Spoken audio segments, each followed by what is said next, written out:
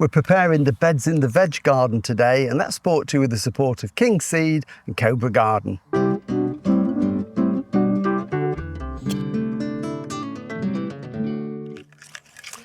Hello and welcome to Pots and Trowels. Well, we're in our garden today in Lincolnshire, having been away to Australia where we've done videos, and hopefully some of you have seen the videos that we've done. And I'm starting now to get started in the veg garden because here we are now, it is the end of February, and although it's too cold where we live in Lincolnshire to be sowing directly into the soil, it's all about getting the ground prepared for about a month's time when I really start to get cracking in here. And like lots of places across the UK, we've had a wet winter. The soil's got plenty of moisture in, but the advantage of the raised beds is it does drain quite well. So we've got a little bit of sunshine today, a bit of a drying breeze, so it's perfect for getting on and preparing the ground. So this bed last year was the onion bed, and I work on a rotation system. So the onions will move from this bed to a bed over there.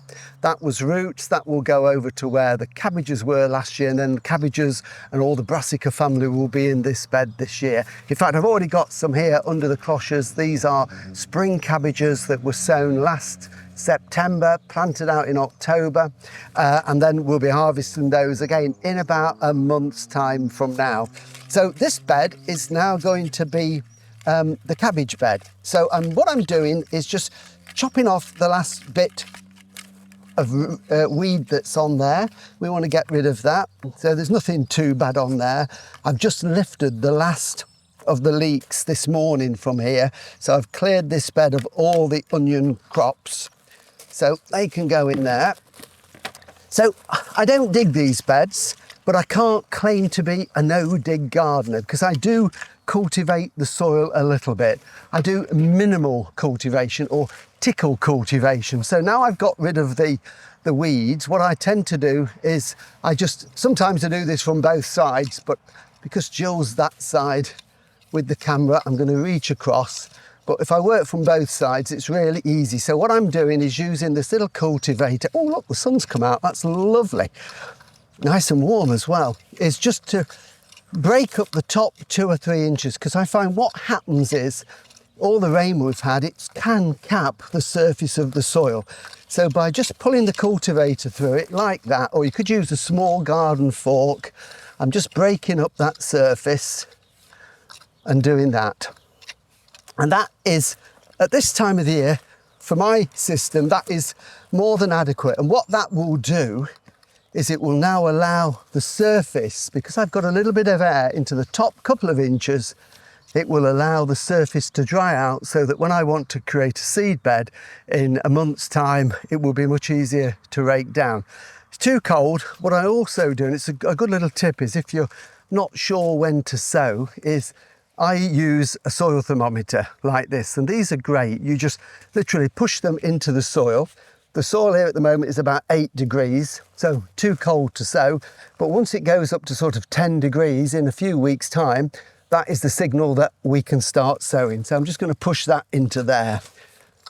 Now, what I'm doing with this bed, as I say, it's going to be full of cabbages and kales later on in the season. But if this were a bed that I were planting other crops in, salads and root crops and courgettes and all the other vegetable crops we grow, what you can do to warm it up a little bit is to use cloches. Now these are some lovely old barn cloches I've got, but it could be a fleece cloche or a plastic cloche. It just keeps the rain off, and it's amazing how warm it is under there when I put my hand with that little bit of sunshine in. So that helps to raise the temperature by a degree or two a few weeks earlier. Or the other way you can do it is to use some polythene. You can buy sheets of polythene, or you can use old compost bags, and basically you can just lay your bags down where you want them like that, and then either put some stones on or just peg them down with some tent pegs like that, and leave that again for 2 or 3 weeks. It's amazing how the soil will warm up underneath. Just by that extra degree or 2 makes all the difference.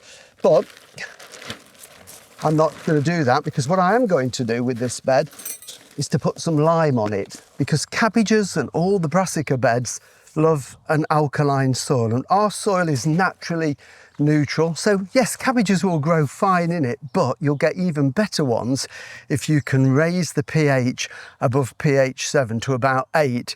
And the way to do that is very simple, is to put some garden lime on. And garden lime is readily available in garden centres. It lasts forever as long as you can keep it dry. So I've probably had this bag 10 years. So if you keep it dry, it's perfectly fine to use. And you don't have to be too specific. I'm going to use a handful for roughly a square yard or a square metre. So I'm just going to put a foot there to lean across. As I say, normally I do it from both sides. And literally, I'm just going to sprinkle it across. It's just like dusting the top of a Victoria sponge with icing sugar. So that's all we're doing, just working that across. A nice dressing like that. And then what we're going to do is leave it. It isn't going to be worked into the soil. I'm not going to cultivate it at all. We're going to allow the rain to wash that lime down into the soil. And then once it's all disappeared from sight and washed in, what we can do with that is then we can cultivate the top couple of inches. It will go down to the roots, ready for when we plant.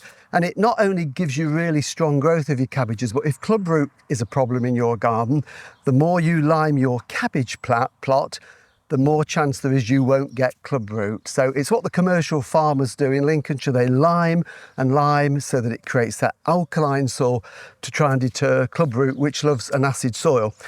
On the other beds, I'm using compost. So we've been using quite a lot of our homemade compost, which is absolutely lovely. This has just come fresh out the compost bin.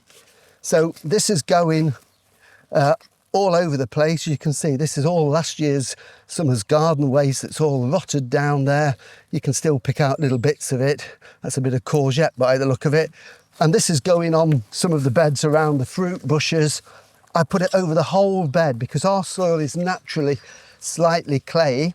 And what happens is over the season, the worms take that down, and over a period of 2 or 3 years, that will greatly improve your soil. So the answer lies in the soil, and you've got to feed your soil with lots of compost and organic matter on a fairly regular basis. And the other thing I'm going to do is just over here, is on this bed, just here. I don't know where I'm going, Jill, so follow me round. This is a bed that I've done exactly the same as I did over there. I've just taken the weeds out, just lightly cultivated the top inch or two. There are still some parsnips in there, which we can get out. And this is bought-in mulch. It's a great soil improver that we get. And what I'm just going to do, there's a bag full on there, which is more than enough if you do this on a regular basis. And this will spread that around. But what I like to do as well, rather than leave it on the top, I find sometimes it can cap and makes it a little bit more difficult for sowing seeds because it's a sort of a plant material. So again, what I like to do once I've spread it out so that it can release its nutrients is just literally turn that in by just a couple of inches. So I'm never disturbing the deep soil. I'm just improving the top few inches, but then the worms will take that down and the nutrients will wash down. So it's a nice fertile soil below with a really good soil structure. And then that will break down a little bit more. And again, in about a month's time, be perfect for planting out and sowing seeds. So if you haven't done it, now's the time. Get a fine day like today, get outside and get your soil ready so you can get excited about growing your vegetables this summer.